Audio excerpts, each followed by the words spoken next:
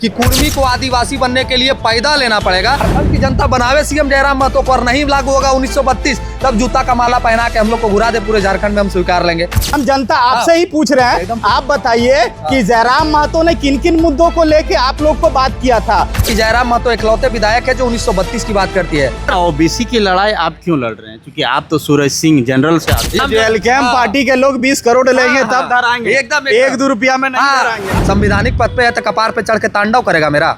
ये पर्दे के पीछे की चीज है। पर्दे पीछे क्यों? 10% निजी आबादी है ईडब्ल्यूएस का, आरक्षण उनको नहीं मिलना चाहिए। जोहार, आज खास बातचीत करने के लिए जेएलकेएम के संगठन महासचिव सूरज सिंह है, संगठन महासचिव है ना? जोहार है आपका। जोहार जोहार। काफ़ी एकदम सुर्खियों में रहते हैं, सोशल मीडिया पे काफ़ी वायरल रहते हैं, यूट्यूब पे भी देखते हैं कि अपना विचार जो है सो रखते रहते हैं। झारखंडियों का प्यार है, जो झारखंड की भावना को समझते हैं वो हमको भी समझते हैं। और एक बात हम गौर किए हैं कि हमको समझने वाले लोगों की जो उम्र है वो 50 साल भी है, 60 साल भी है, और 70 साल वाले भी लोग हमको फ़ोन करके बोलते हैं कि आप बढ़िया विचार को रखते हैं। तो डिपेंड करता है कि आप झारखंडियों को कितना प्रभावित कर पाते हैं। लोग तो यहाँ फेमस होने के लिए गाली देते हैं और हम लोग कभी प्रयास नहीं करते हैं कि इस भाषा का प्रयोग करें, गाली गलौज करें। अपना मर्यादा में भी रह के लोगों के दिलों में बसा जा सकता है। वायरल होने के लिए अनेकों साधन है, गाली देना ही साधन नहीं है। फिर जो नाचने वाले लोग हैं और गाली देने वाले लोग में हम ज़्यादा अंतर नहीं समझते। इसीलिए हम समाज को कहते हैं लड़ाई संवैधानिक लड़िए, आपकी जुबानी जंग की तरह होनी चाहिए। ये नहीं कि हम अब माई बहन पे उतर जाएं। अभी आप देख रहे हैं ना कंट्रोवर्सी हो, माने फेमस होने के लिए लोग क्या नहीं कर रहे हैं, माने कुछ भी बोल दे रहे हैं, किसी को कुछ भी कर रहे हैं। ये जितना भी प्रकरण है आप उसको क्या समझ रहे हैं कि फेमस होने के लिए किया जा रहा है? आप इसको किस नज़रिए से देखते हैं? कि आप इसको अगर फेमस होने के नज़रिए से नहीं देखते हैं तो क्या देखते हैं? मेरा ये कहना है कि ये जो कंट्रोवर्सी क्रिएट हुआ है, ये दोनों समाज आपस में लड़ने को तैयार है। हम कहते हैं कि समाज के कितने बुद्धिजीवी वर्ग हैं जो ये समाज में लड़ाने का काम कर रहे हैं?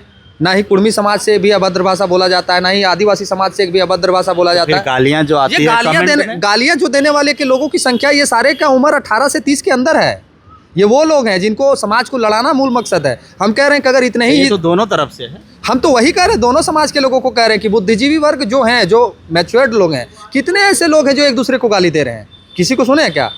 कभी सुने कि कोई संवैधानिक पद पे बैठा हुआ व्यक्ति गाली दे रहा है एक दूसरे को, या किसी पार्टी का अध्यक्ष गाली दे रहा है किसी को, या किसी पार्टी का पदाधिकारी गाली दे रहा है किसी को? गाली कौन लोग दे रहे हैं? जिसको अपना हाइप को ऊपर उठाना है। आपके सुप्रीमो हैं, वो तो बोले हैं कि रे दारोगा, रे डीसी। हम भी कह रहे हैं, हम भी कह रहे हैं कि आप अगर सच में आप में कुबत है और गाली दे के ही फेमस होना है तो गाली दीजिए दरोगा को, गाली दीजिए डीएसपी को, गाली दीजिए कोयला माइंस के मालिक को, गाली दीजिए अवैध कोयला माफिया को, गाली दीजिए बालू तस्करी करने वाला को, गाली दीजिए वो तमाम पदाधिकारी को जो अब भ्रष्टाचार में लिप्त है। तो ये तो असंवैधानिक है या नहीं? असंवैधानिक उसके लिए है जो असंवैधानिक काम कर रहा है। आप संवैधानिक काम कर रहे हैं, संवैधानिक काम में आप क्यों लड़िएगा? एक बात समझिए, हम और आप अभी दोनों जगह बैठे हुए हैं, हम किसी समाज की बात कर रहे हैं, आप किसी समाज की बात कर रहे हैं, तो समाज का बात हम वैचारिक बात से भी तो रख सकते हैं। माई बहन करने से रख देंगे? यहाँ जिस तरह से बिहेव किया गया है एक विधायक को लेके, क्या ये कहीं से भी उचित है?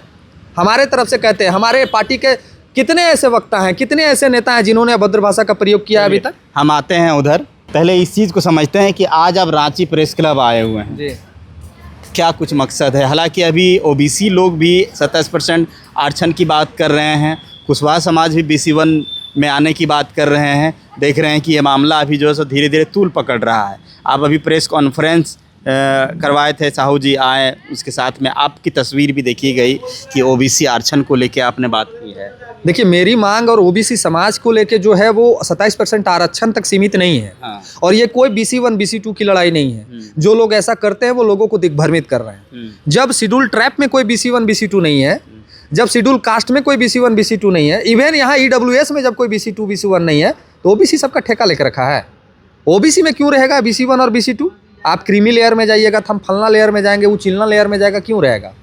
ये ओबीसी को दिग्भ्रमित करने के लिए बताया गया है कि ये क्रीमी लेयर में रहने वाले लोग हैं, ये गरीब लोग हैं, ये पिछड़ा लोग हैं, इनके पास कुछ नहीं है तो इनको 14% मिलेगा, ये कुछ नहीं इनको 8% मिलेगा, ये कुछ नहीं इसको 6% मिलेगा। मेरा ये कहना है कि जब समानता और संविधान में एक ही कलम से सब कुछ लिखा गया है तो आरक्षण का दायरा भी एक ही तरह से तय किया जाना चाहिए। आरक्षण का दायरा क्या है अभी झारखंड में? आरक्षण का दायरा तय करने के लिए आबादी अनुरूप है। आबादी आपकी जितनी है उतना आपका आरक्षण है, यही ना तय है? तो मेरा यह कहना है कि जब आबादी के अनुरूप आरक्षण है तो फिर ओबीसी के साथ मतभेद क्यों? 14% आरक्षण आप किस अभिनय पे दे रहे हैं? जबकि यहाँ 27% ऑलरेडी था। और अगर ओबीसी की लड़ाई आप क्यों लड़ रहे हैं? क्योंकि आप तो सूरज सिंह जनरल से आते हैं। ये बहुत अच्छा प्रश्न किया आपने, और हम चाहेंगे कि ऐसा प्रश्न हमारे से और भी पत्रकार करें, लेकिन नहीं करते हैं। आप बहुत अच्छा प्रश्न किया, इसका जवाब हम आपको देना चाहेंगे। जब आदिवासियों पे नगड़ी पे लाठी चला तो वहाँ भी मैं गया और वहाँ भी उनकी बातों को मजबूती से रखा, तो लोग कहें कि ये आदिवासी है। जब प्रकरण सिरम टोली का आया वहाँ भी हमने वीडियो बनाया और बहुत सारे अन्य लोगों ने लिखा कि भी आदिवासी, इसलिए आदिवासियों के बारे में बोल रहा है। यहाँ ही मामला खत्म नहीं हुआ। जब बात सूर्य नारायण हांसदा की आ गई तो जब उनका वीडियो बना तो पहला वो व्यक्ति थे जो हम वीडियो बना के डाले थे। शायद मेरे से पहले एक चैनल डाला था लोकतंत्र 19, उसके बाद मेरा सीरीज आया था और लगातार बैक टू बैक हम आदिवासी के लिए बोले थे, सूर्य नारायण हांसदा के लिए। आज भी वो चैनल में मेरे सारे वीडियो पड़े हुए हैं। तो वहाँ लोगों ने कहा कि नहीं, ये तो आदिवासी होगा, एकदम फानला का है कि आदिवासी समाज का भी लोग टाइटल लिखता है ना। तो फिर वहाँ मामला खत्म हो गया। फिर आया कुर्मी समाज का आंदोलन। हम जाके आपका बड़का काना में रेल पटरी में पगड़ी बांध के बैठ गए। मेरा वीडियो फोटेज और फोटो सोशल मीडिया पे वायरल है। तो लोगों ने कहा कि टाइटल बदल कोई जरूर कुर्मी हो। तो ठीक उसी प्रकार आज ओबीसी को समर्थन करने हम जब आए हैं तो लोगों को लगेगा कि हम ओबीसी हैं। हम क्या है, इसको पर्दे में रहने दीजिए, ये ज़्यादा बेहतर होगा। पर्दे में क्यों? इसलिए पर्दे में नहीं, देखिए, आप इसका मतलब है कि आप हर जगह से एक कार्ड खेलने का कोई ये कर रहे हैं या फिर लड़वाने का प्रयास कर रहे हैं जनरल होके। ठीक बात है। अगर एक जनरल समाज का व्यक्ति अगर ये कहता है कि ओबीसी को अधिकार मिलना चाहिए, अगर एक जनरल समाज का व्यक्ति ये कहता है कि आदिवासी को हक मिलना चाहिए, अगर जनरल समाज का व्यक्ति ये कहता है कि शेड्यूल कास्ट को हक मिलना चाहिए, अति पिछड़ा को हक मिलना चाहिए, तो ये तो उस समाज के लिए गर्व का बात है कि कोई एक ऐसा बेटा पैदा लिया है जो सभी समाज का बात करता है। ये तो गर्व होना चाहिए लोगों में। ये सवाल फिर आप लोग ईडब्ल्यूएस का जो लिए हैं 10%, तो क्यों लिए? हम तो उसका विरोध कर रहे हैं कि ईडब्ल्यूएस का आरक्षण वैसे लोगों को मिलना चाहिए जो लोग पीड़ित हैं। यहाँ तो सभी का 10% में आ गया है। 10% से ऊपर आबादी नहीं है, 10% से नीचे आबादी है। ईडब्ल्यूएस का आरक्षण उनको नहीं मिलना चाहिए उतना, लेकिन फिर भी मिला है, हम संतुष्ट हैं। हम ये कह रहे हैं कि अगर सारे आपको नहीं मिलना नहीं, हम कह रहे हैं आप ईडब्ल्यूएस हम नहीं, बिल्कुल नहीं करते। हम समर्थन करते हैं कि ईडब्ल्यूएस को 10% आरक्षण मिलना चाहिए, लेकिन दायरा ये होना चाहिए। फिर आपके समाज के लोग बोलेंगे सुनिए मेरी बात सुनिए। वैसे पूरी बात को लोगों को समझना चाहिए। हम ये कह रहे हैं कि 10% जिस तरह से ईडब्ल्यूएस को मिला है, क्यों मिला है? उनकी आबादी केंद्र सरकार ने कही कि भारत में 10% के लगभग में है। ये इसलिए है कि 5 चुनाव में स्वर्णों ने विरोध किया था बीजेपी का, और वो 5 चुनाव में बीजेपी की हार हुई थी। तो बीजेपी को ये रियलाइज करा दिया गया था कि स्वर्ण का आबादी 10% है। तो उसी आधार को एक दायरा माना गया कि 10% आबादी है, इसको 10% आरक्षण मिलना चाहिए। क्लियर? शेड्यूल ट्राइब का भी वही कहानी है। जहाँ फिर जो अभी दबे कुचले हैं उसका भी हक मारी आप कर रहे हैं। एकदम कर रहे हैं। हम तो लिख के बोल रहे हैं कि ये तय ही नहीं होना चाहिए। आरक्षण का दायरा या तो 2 चीज़ों से तय कर रहा है सरकार। ईडब्ल्यूएस को कह रहा है कि जो गरीब है उसके लिए ईडब्ल्यूएस आया है, जबकि उनकी आबादी ही 10% है और 10% में सारे लोग आ जा रहे हैं। तो आबादी और आरक्षण का दायरा आप तय कर लीजिए। क्या आप आबादी का दायरा रखते हैं और क्या आप आरक्षण का दायरा रखते हैं? अगर आरक्षण का दायरा गरीबी अमीरी है तो शेड्यूल कास्ट में भी जो लोग अमीर है उसको बाहर कर दीजिए। दायरा अगर शेड्यूल ट्राइब का है तो उसमें भी हेमंत सोरेन जी को आरक्षण नहीं मिलना चाहिए, आपका कल्पना सोरेन को आरक्षण नहीं मिलना चाहिए। तो फिर ये भेदभाव ओबीसी के साथ ही क्यों? ओबीसी में जो अमीर है उसको क्रीमी लेयर और जो गरीब है उसको अति पिछड़ा में, तो ये क्यों? मेरा कहना है कि जिसके लिए जो रखना है सारे लोगों को एक ही समान रखिए ना। अगर जनगणना आधार मानते हैं तो ओबीसी का 52% आबादी, उसको 52% आरक्षण कर दीजिए। अब इसमें एक क्वेश्चन मार्क लग जाता है कि सुप्रीम कोर्ट 50% से ज़्यादा बोलता है कि आप आरक्षण नहीं दे सकते, यही ना लगेगा। और ज्ञानी लोग यही लिखते हैं कि इसको पता नहीं है कि 50% से आरक्षण हो ही नहीं सकता। अभी वर्तमान ऐसा नहीं चल रहा है स्टेट में। अरे उतना तो छोड़ दीजिए, आपका झारखंड का क्या स्थिति है? झारखंड में आरक्षण का क्या स्थिति है हम बता देते हैं। शेड्यूल ट्राइब को कितना मिलता है? 26%। शेड्यूल कास्ट को 10। शेड्यूल कास्ट को 10 और ईडब्ल्यूएस को 10 और जो ओबीसी को 14। कितना हुआ? 64। माफ कीजिए 60। 26 और 10 36 और 10 46 और 14 60। तो 50 होना चाहिए। तो सुप्रीम कोर्ट का तो ऐसे उल्लंघन हो गया। तो जब 60 में उल्लंघन हो ही रहा है तो साला इसको बढ़ा के 90 हम काहे नहीं कर देंगे? मेरा ये कहना है कि अगर 60 में उल्लंघन हो रहा है तो इसको बढ़ा के 90 कर देंगे। बिहार में तो खारिज कर दिया था। हम कह रहे तो यहाँ भी खारिज करें ना। सारा समाज का ठेका ओबीसी लेकर बैठा है क्या? हमको एक बात बताइए, सारा समाज का ठेका ओबीसी का? अगर आरक्षण का दायरा आबादी है तो आबादी सबके अनुरूप होना चाहिए। तो ओबीसी समाज का 56% मांग है। तो आप लोग सहमत हैं कि उनको 56% मिलना चाहिए? हम उसकी लड़ाई लड़ने जा रहे हैं कि 56% अगर इनकी आबादी है तो इनको 56% मिलना चाहिए। हम डंके की चोट पे कहते हैं कि अगर आरक्षण का दायरा आबादी है तो आबादी जितना ओबीसी का है उनको मिलना चाहिए। अगर आरक्षण का दायरा आपका गरीबी अमीरी है तो हम कहेंगे कि गरीबी अमीरी अगर दायरा है तो शेड्यूल ट्राइब और शेड्यूल कास्ट में भी ये सिस्टम लागू होना चाहिए, ओबीसी में भी लागू होना चाहिए। दायरा एक व्यक्तिगत समुदाय के लिए ये सिस्टम नहीं होना चाहिए कि इसके लिए एक अलग नियम कानून बनेगा, इसके लिए एक अलग नियम कानून बनेगा। ऐसा नहीं है, कर सकती है, काहे नहीं कर सकती है। जब राज्यसभा में बिल पास करके, लोकसभा में बिल पास करके ईडब्ल्यूएस के लिए एक सिस्टम बनाया गया ना जी, ये तो कोई आज़ादी के बाद से नहीं बना था, ये तो हाल फिलहाल में बना है, मोदी गवर्नमेंट में बना है। तो मेरा ये कहना है कि जब उनके लिए एक बिल संशोधन किया जा सकता है तो क्या ओबीसी के लिए एक संशोधन बिल पास नहीं किया जा सकता है? क्या राज्यसभा में सांसद लोग साइन नहीं करेंगे, विधानसभा में साइन नहीं करेंगे? करेंगे। लेकिन क्यों नहीं करेंगे आपको बता देते हैं। ओबीसी एक सोया समाज है, इसको मतलब नहीं है आरक्षण से, इसको मतलब नहीं है राजनीतिक से, इसका मुखिया का चुनाव में आरक्षण नहीं है, इसको कहीं दूर दूर तक आरक्षण से मतलब नहीं है। झारखंड का 7 ऐसा जिला है जहाँ ओबीसी आरक्षण शून्य है। तो इसको अगर आप 14 से घटा के 4% भी कर दीजिएगा, 0 भी कर दीजिएगा तो ओबीसी को फर्क नहीं पड़ना है। तो ओबीसी एक सोया हुआ समुदाय है। अब जाग इसलिए गया है कि हम लोग जैसे 2-4 को लोग आ गए हैं बोलने वाले, और हम लोग का जो बोली सुनता है वो ओबीसी के ब्लड में अगर ब्लड होगा तो तीर के तरह लगेगा। काहे कि हम लोग कह रहे हैं कि अगर आप ओबीसी के लिए लड़ और BC1 की मांग कर रहे हैं कुशवाहा, कोई BC1 BC2 की मांग हम नहीं समर्थन करते हैं, किसी को BC1 नहीं, किसी को हम ये कहते हैं आपके सुप्रीमो BC1 में नहीं, हम ये कहते हैं कि ये सिस्टम ही गलत है। BC1 BC2 का हम डंके की चोट पे विरोध करते हैं। हम कहते हैं कि सिस्टम जो सब समाज के लिए वो ओबीसी के लिए भी होना चाहिए। इसमें कोई क्रीमी लेयर नहीं होगा, कोई BC1 नहीं होगा, कोई BC2 नहीं होगा। हम कह रहे हैं कि जब स्वर्ण समाज के लिए आप 10% आरक्षित कर सकते हैं, जब आप ST के लिए 26% कर सकते हैं, शेड्यूल कास्ट के लिए 10% कर सकते हैं, तो अगर ओबीसी के लिए आरक्षण आप 54% कर देगा तो सारे लोग खुश हो जाएंगे।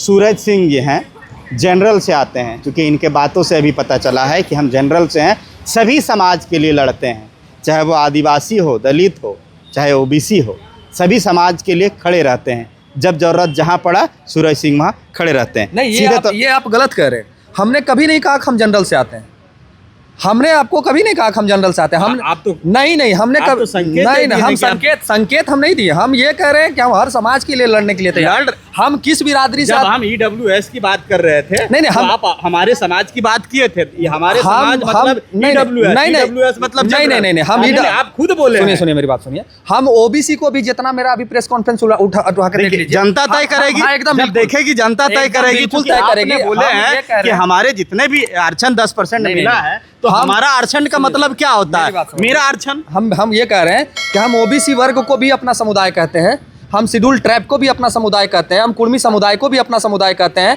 और EWS को भी हम अपना समुदाय कहते हैं। हमने किसी भी समाज को नहीं कहा। आप हैं क्या? हम ये पर्दे के पीछे की चीज है। पर्दे पीछे क्यों? इसलिए रहने दीजिए। ये कहा मैंने, आप खान सर की एकदम एक बात समझिए। आज तक लोगों ने पूछा कि आप किस समाज में हैं, तो हम कह दिए कि हम बनिया हैं, हम कह दिए कि हम राजपूत हैं, हम कह दिए हम कहार हैं, हम कह दिए हम भूमियार हैं, हम कह दिए लाला हैं, हम कह दिए यादव हैं। आज यही कारण है, अगर झारखंड में या फिर पूरे भारत में सूरज सिंह के तर्ज पे अगर लोग कह दे कि हम एक समाज हैं, तो शायद झारखंड और पूरे भारत की परिदृश्य बदल जाएगी। अगर ये लोग मान लें कि हम एक समाज हैं जो किसी भी समाज में पैदा होता है। क्या हम अगर स्वर्ण समाज से आते हैं या ओबीसी समाज से आते हैं या शेड्यूल ट्राइब के समाज से आते हैं, तो एक बहुत पुराना फिल्म क्रांतिकारी में नाना पाटेकर ने कूच के दिखा दिया था कि देखो तेरा और मेरा ब्लड सेम है। ये जो हिंदू और मुस्लिम जाति और पाति की जो बात करते हैं ना, हम इस बात का खंडन करते हैं, और हम कहते हैं कि मेरे जैसे 2-4 लड़का लोग को आगे निकल के आना चाहिए, जो डंके की चोट पे कहना चाहिए कि हम एक समाज का बेटा नहीं, हम सर्व समाज का बेटा है, जिसके लिए जरूरत पड़ेगा हम उसके लिए खड़ा हो जाएंगे। मैंने आप सामने ये बात बोलेंगे कि ये जाति प्रथा, हम ये, अरे आपके मुस्लिम नहीं होना हम ऑन कैमरा कह रहे हैं कि ये जाति प्रथा आप मानेंगे? हम आपके समाज मानेंगे? बिल्कुल, हम शुरुआत कर सकते हैं। हम ये ठेका नहीं लेकर रखे कि मेरा समाज क्या कहेगा, हम ये ठेका नहीं लेकर रखे पूरे भारत पूरे झारखंड के लोग क्या कहेंगे। हम ये कह रहे हैं कि शुरुआत एक व्यक्ति से होता है। अगर सब व्यक्ति कहते हैं, फिर विरोध करिए। हम कर तो रहे हैं विरोध। हम कह रहे हैं कि ये जो तोड़ा जाता है जातियों में, इस जातियों का तोड़ने का एक मूल कारण है कि हमको सांसद विधायक बनना। जिस दिन लोग एक मन से ये कहेंगे कि हम हिंदू मुसलमान सारे ओबीसी हैं, जिस दिन सारे लोग ये कहेंगे कि हम एक समुदाय, तो जाति नहीं थी, नहीं पहले जातियां शुरू से थी। जातियां आज 3000 साल पहले से थी। अगर जातियां नहीं थी तो फिर स्वर्ण को स्वर्ण क्यों कहा गया, वैश्य को वैश्य क्यों कहा गया, शूद्र को शूद्र क्यों कहा गया? जातियां आज 3000 वर्ष से पहले से थी। जातियां को बांटा गया उसके कार्यों से बांटा गया। लेकिन आज के डेट में आपका भी बेटा DAV में पढ़ता है, स्वर्ण समाज का भी बेटा DAV में पढ़ता है, शेड्यूल कास्ट का शेड्यूल ट्राइब का भी बेटा DAV में पढ़ता है, और हेमंत सोरेन जी का बेटा बेटी कहाँ पढ़ता है? तो अमेरिका में। तो इस बात को समझिए कि आज के डेट में शिक्षा की जो पद्धति आ गई है, ये समाज को ये कह रही है कि आप एक सूत्र में आ जाइए, एक सूत्र में बंध। चलिए, आपके जो नेता हैं देख रहे हैं कि काफी एकदम कंट्रोवर्सी में रह रहे हैं। लोग आप पे आरोप नहीं, आप पे आरोप है, आपके पार्टी पे आरोप है कि कुर्मी समाज का ही पार्टी बन के रह गया है।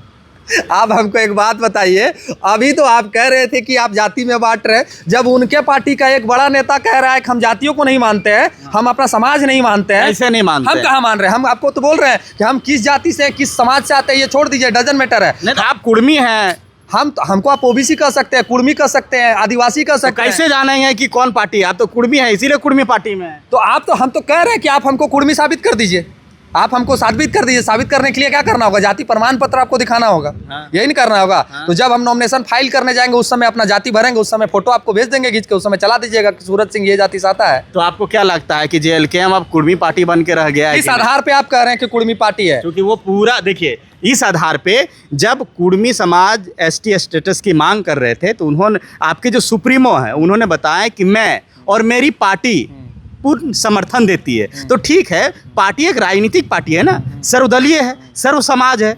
आपका व्यक्तिगत समर्थन हो सकता है, पार्टी का कैसे हो सकता है? आप एक बात छोड़ दिए उसमें, टाइगर ने ये भी कहा था कि हमारी पार्टी और हमारी पार्टी में वो सारे कुर्मी लोग इस आंदोलन का समर्थन करते हैं। नहीं, आज भी स्क्रीन आप एकदम दिखा दीजिए, एकदम दिखा देंगे। हम ये कह रहे हैं कि अगर आपके पास है तो मेरे पास भी अवेलेबल है, कि जिसमें वो ये कहें कि इस आंदोलन में हम अपने समाज के लोगों का आंदोलन करने के लिए कह रहे हैं। सूरज सिंह और सूरज साहू को कभी आंदोलन करने के लिए नहीं कहे हैं, ठीक है? पार्टी है। अरे भैया, पार्टी तो बोल रहे हैं आप, उनके पार्टी में कुर्मी समाज का सबसे ज्यादा आबादी है, पार्टी है, हम तो मान रहे हैं आपकी बात को। लेकिन उन्होंने ये भी कहा है, हम आपको वीडियो भेज देंगे, काहे परेशान है, हम लिंक आपको दे देंगे। हम परेशान नहीं है, आप परेशान नहीं होइए, हम आपको लिंक दे देंगे। उसमें उन्होंने ये कहा है कि हम कभी सूरज सिंह और सूरज साहू को नहीं कहेंगे कि कुर्मी आंदोलन में आप आइए। उन्होंने ये कभी नहीं कहा है, वो अपने समाज के लोगों को सिर्फ कहा है। तो जब वो कुर्मी समाज में जन्मे तो उनका तो दायित्व बनता है कि अपने समाज के लिए बोले। लेकिन जब पार्टी कैसे समाज की समर्थन कर नहीं, पार्टी में जो लोग हैं उनके लिए समर्थन करने की पार्टी की बात कर रहे हैं, हम तो मेरी पार्टी। अरे तो उनके पार्टी में कुर्मी समाज का सबसे ज्यादा संख्या है। वो कभी नहीं कहे कि हम दूसरे समुदाय के लोगों को कह रहे हैं कि इस पार्टी का समर्थन करिए, इस आंदोलन का समर्थन करिए। उन्होंने कभी नहीं कहा है इस बात को। हम आपको भेज देंगे, परेशान नहीं। चलिए, कोई बात नहीं है, हम आपको स्क्रीन पे दिखा देते हैं कि क्या लिखे हैं टाइगर जयराम मातो, डुमरी विधायक जयराम मातो ने, कि हमारी पार्टी, मैं और मेरी पार्टी कुर्मी हम आपको लिंक दे देंगे जिसमें टाइगर ने कहा है कि हम अपने पार्टी के लिंक आप दीजिएगा, लेकिन हमने स्क्रीनशॉट जो उनके आज भी पड़ा हुआ है वो गलत है। नहीं, वो भी सही है, हम आपकी बात को मान रहे हैं। हम कह रहे हैं कि टाइगर ने ये बात कहा कि हमारी पार्टी इस आंदोलन का समर्थन करती है, इस बात को मैं स्वीकारता हूं। लेकिन उसमें एक बात उन्होंने और कही कि उसमें लिखा हुआ नहीं था। अरे बात उनका स्टेटमेंट है, वो स्टेटमेंट। और यही बात तो निशा भगत भी की थी। अरे नहीं, अपने समाज को लेके। तो नहीं, आप एक बात समझिए, उन्होंने ये स्पष्ट कहा है, हम आपको वीडियो दे देंगे। उन्होंने ये स्पष्ट कहा है कि कुर्मी समाज का ये आंदोलन है, ये JLKM पार्टी जरूर उसकी समर्थन करती है। लेकिन उसमें एक बात उन्होंने लगाया है कि सूरज सिंह और सूरज साहू को कहीं ये नहीं कहा गया है कि इस आंदोलन में आप भी समर्थन करिए। ये हम आपको भेज देंगे, मेरे पास है। अच्छा, अब जयराम महतो जिस तरह से आंदोलन में खुल के आए हैं अपनी समाज को लेके, वही बात तो निशा भगत की थी, उसको निष्कासित कर दिया गया। क्या JLKM से खुद वो निकलेंगे? नहीं, काहे निकलेंगे? अरे वो तो समर्थन खुल के किए हैं, खुल के सपोर्ट किए हैं। सामने निशा भगत भी अपने समाज के लिए उठी थी। एक बात समझिए, निशा भगत जी को वो आदिवासी समाज का समर्थन किए हैं इसलिए नहीं निकाला गया है।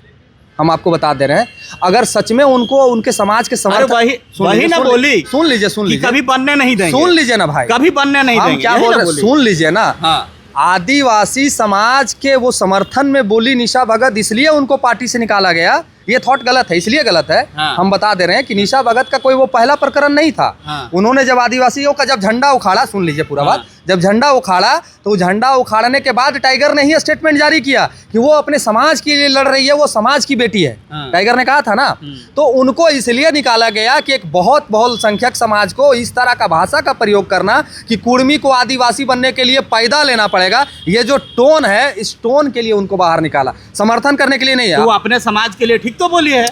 आप एक बात समझिए, जयराम तो कह रहा है कि हम शुरू से ठीक है, हम एक बात चलिए, पैदा लिए हैं, एक बात मान, हम पैदा लिए हैं, हम तो वो कहे नहीं JLKM से निकल सकते हैं। ठीक है, एक बात समझिए, वो क्यों नहीं निकल सकते? मेरा सवाल ये जी, हम ये कह रहे हैं कि आंदोलन में एक भाषा का प्रयोग करना, हाँ। एक भाषा का चयन करना। तो कौन भाषा वो सही बोल रहे हैं आपके सुप्रीमो? कहाँ वो क्या एकदम बोल रहे हैं। आप हमको दिखा दीजिएगा वीडियो में। आप हमको पढ़ा हुआ है, पूरा सोशल सुनिए मीडिया भरा हुआ है। सुनिए, वो कह रहे हैं कि हाँ। जैसे निशा भगत की जो आप बात किए हैं, उनको किस लिए बोला गया, किस लिए निकाला गया, उनका जो भाषा का टोन था, उस टोन को ऐसा नहीं है कि वो पहली बार वैसी भाषा का प्रयोग किए थे।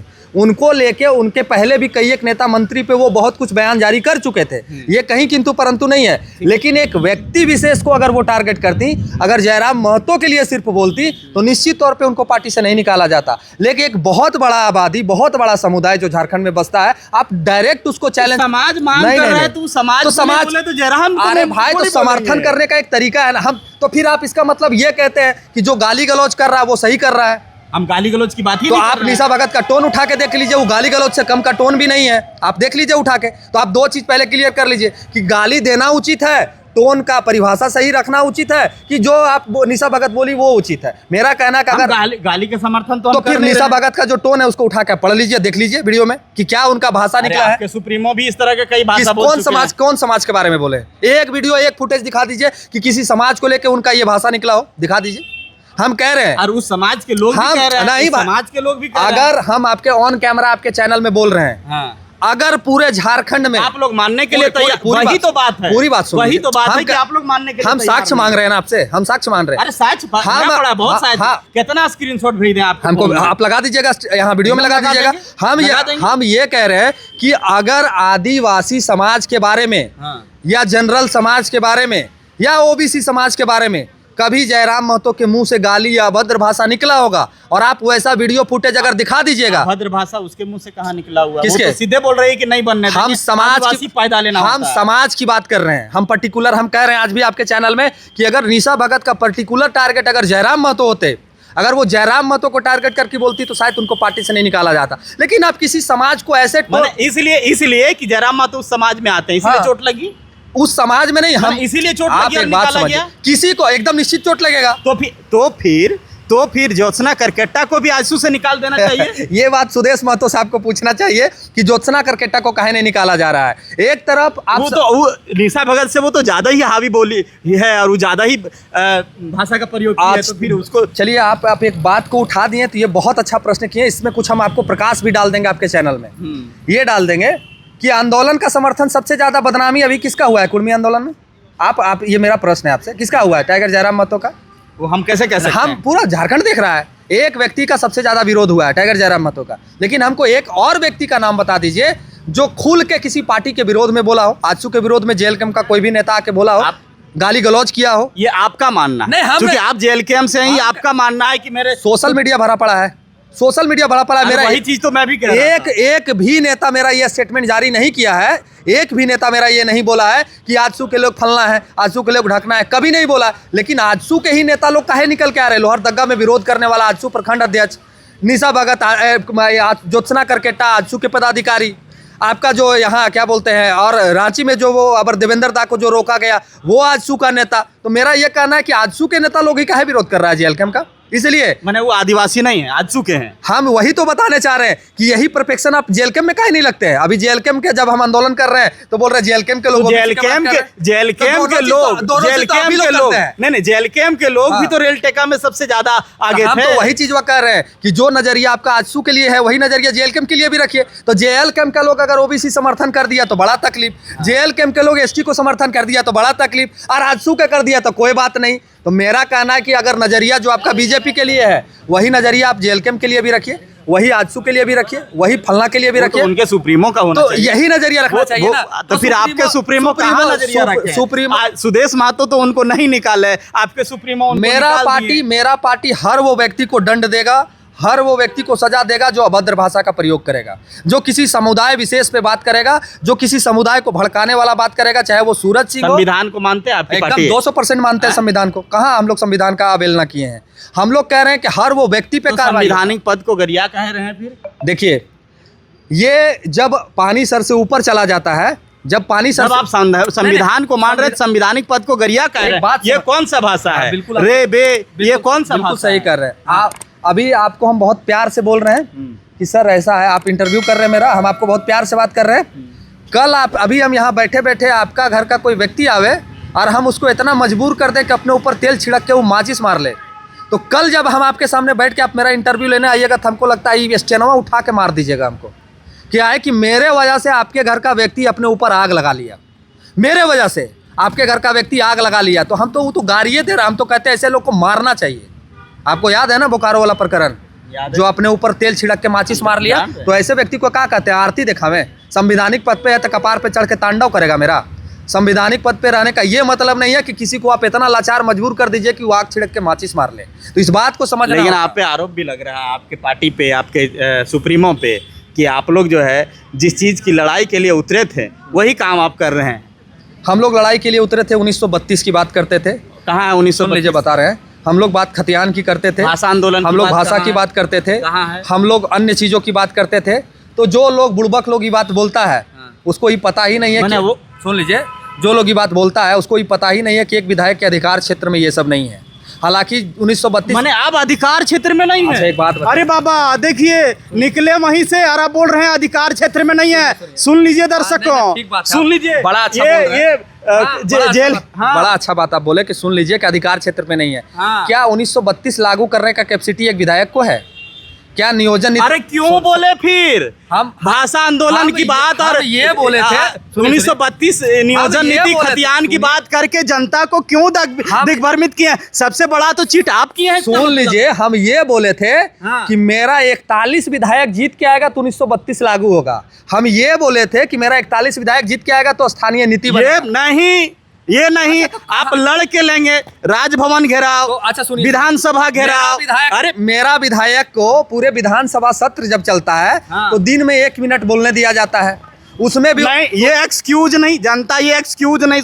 आप लड़ाई से हट रहे हैं। नहीं, आप संवैधानिक प्रक्रिया में आके लड़ाई से हट रहे हैं। मेरी बात सुनिए, हम जनता को ही कहेंगे, और जनता से ही मेरा ऑन कैमरा सवाल है कि ये जो भाई साहब हमसे पूछ रहे हैं कि जयराम महतो के क्या अधिकार क्षेत्र में है कि 1932 खतियान लागू कर दे, क्या जयराम महतो के ये अधिकार क्षेत्र में है कि स्थानीय नीति बना दे? अब हम जनता से, चलिए ठीक है, आप ही के सवाल को हम बोल रहे हैं, हम जनता आपसे ही पूछ रहे हैं। आप बताइए कि जयराम महतो ने किन किन मुद्दों को लेके आप लोग को बात किया था? एक भीड़ जो इकट्ठा की, जो जनसैलाब लाया गया, वो किन बातों को लेके आया? बात बताइए। 1932 का बात करने वाला एकमात्र विधायक विधानसभा में टाइगर जयराम महतो।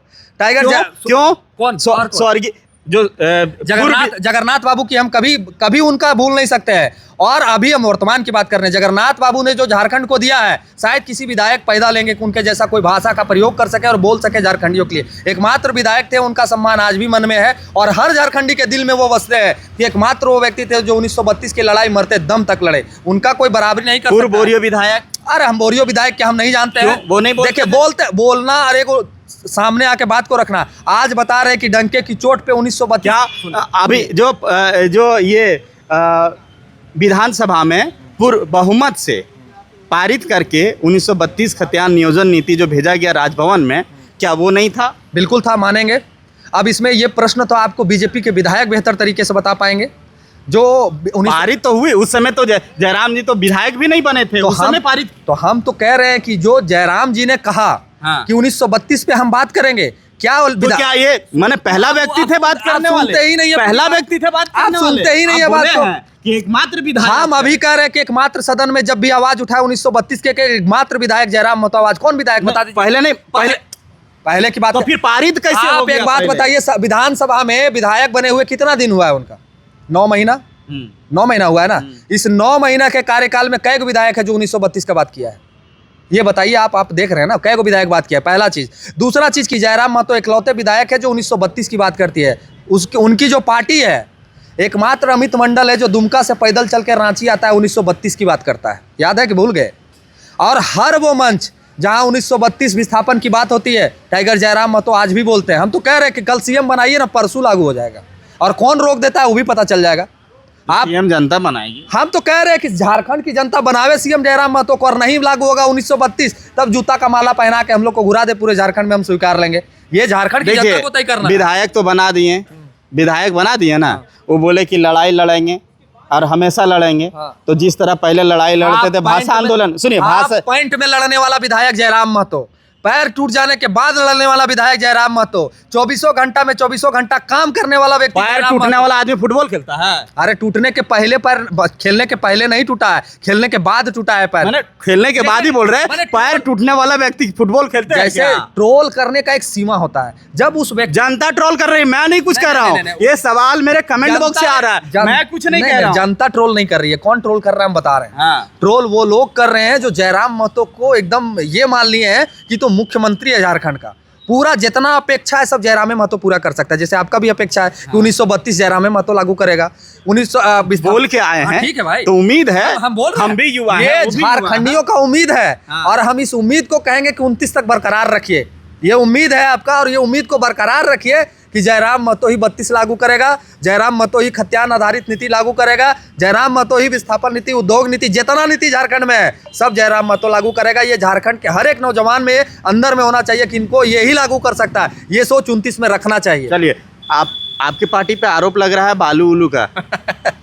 जिसका नाम होता है उसको बदनाम करने के लिए लोग बहुत साजिश रचते हैं, और हम कहेंगे कि जितना आरोप लगाना है लगाइए, मैंने लगाई है। जितना आरोप लगाना है, आरोप सिद्ध कर दीजिए तब दोषी।